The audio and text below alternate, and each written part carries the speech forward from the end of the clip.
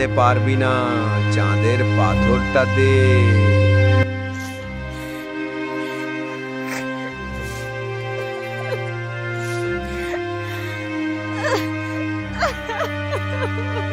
এটাই সেই রাত যেদিন এক অনাথ মেয়ে হয়ে উঠেছিল চাঁদের কন্যা।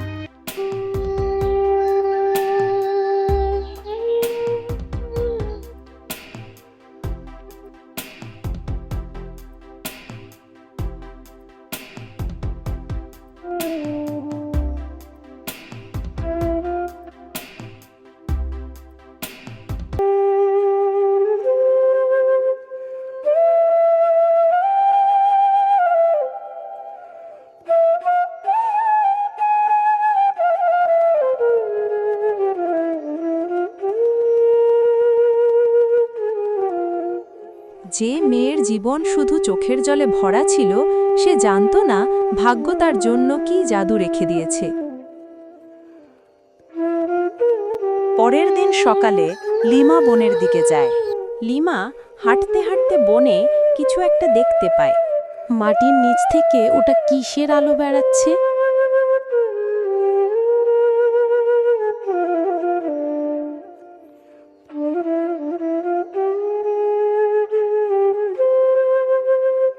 লিমা পাথরটা হাতে নিতেই বাতাস থেমে গেল। চারপাশে আলো বিস্ফোরণ হতে লাগল। একটা পরী এসে লিমাকে বলতে লাগল, তুমি নির্বাচিত, চাঁদের শক্তি তোমার ভিতরেই আছে। এই কথা বলে পরী ওখান থেকে চলে গেল। কি বলে গেল আমি তো কিছুই বুঝতে পারলাম না। আর সে কে বা ছিল? এই কথা বলে লিমা বাড়ি চলে গেল।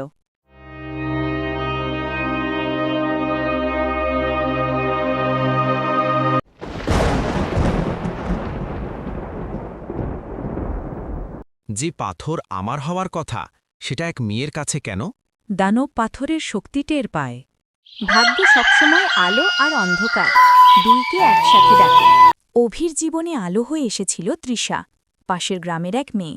স্কুলে পড়ার সময় দুজনের চোখে চোখ পড়ত, হাসতে হাসতে বাড়ি ফিরত, পুকুর ঘাটে বসে গল্প করত। বন্ধুত্ব থেকেই খুব নরম একটা অনুভূতি তৈরি হয়েছিল। পরী লিমাকে শেখায় হাত তুললে বাতাস থেমে যাওয়া, চোখ বন্ধ করলে ফুল ফুটে ওঠা, শব্দ ছাড়া শুনতে পাওয়া, পানি থেকে আলো ওঠা, গাছের ফিসফিসানি শোনা। মনে রেখো, জাদু পাথরের নয়, তোমার সাহসের। লিমার এই ঘটনার কথা তাদের গ্রামের সবাই জানতে পারে। এটা শুনে সবাই হাসতে লাগে। লিমা বাড়ির দিকে যায়।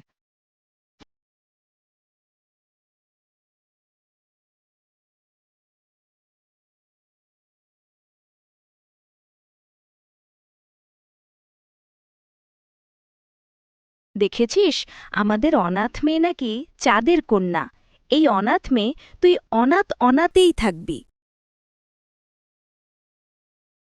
অনাথ মেয়ে আবার জাদু করি? হাঁ।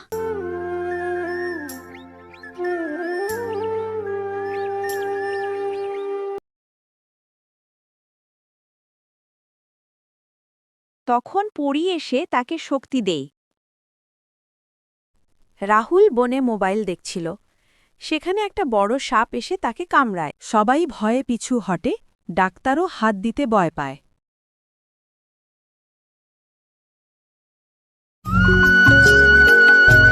লিমা সাহস নিয়ে এগিয়ে যায়। লিমা কাছে আসতেই রাহুল ভালো হয়ে যায়। এটা দেখে সবাই অবাক। তুই আমাদের মেয়ে লিমা? লিমার এটাই প্রথম তার সম্মান। কিন্তু সেই রাতেই আসল এক ভয়ানক দানব। রাতে পুরো গ্রাম কালো কুয়াশায় ঢেকে যায়। পানি কালো হয়, গাছ শুকায়। সবাই তখন ভয় পেয়ে লিমাকে দোষারোপ করে। এই অনাথ মেয়ে না থাকলে এমন হতো না। লিমা তখন দৌড়ে বনের দিকে যায়।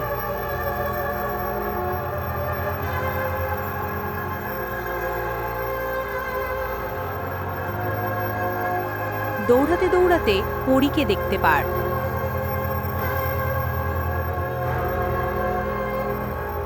তুমি ভয় পাচ্ছ, কিন্তু তুমি ছাড়া কেউ দানবকে থামাতে পারবে না।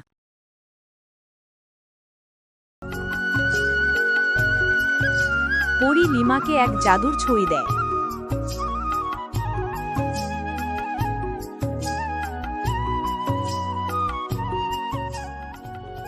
এক অনাথ মেয়ে শেষমেশ নিজের ভেতরের জাদুকে জাগিয়ে তুলল।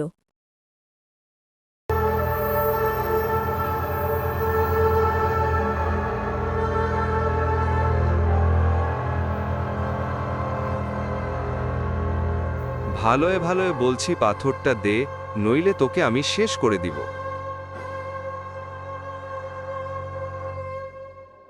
লিমা দিতে রাজি হয় না, তখন দানব লিমাকে ফেলে দেয়।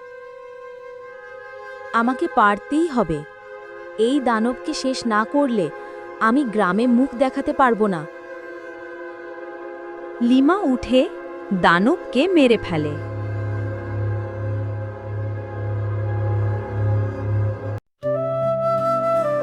তারপর লিমা গ্রামের দিকে যায়।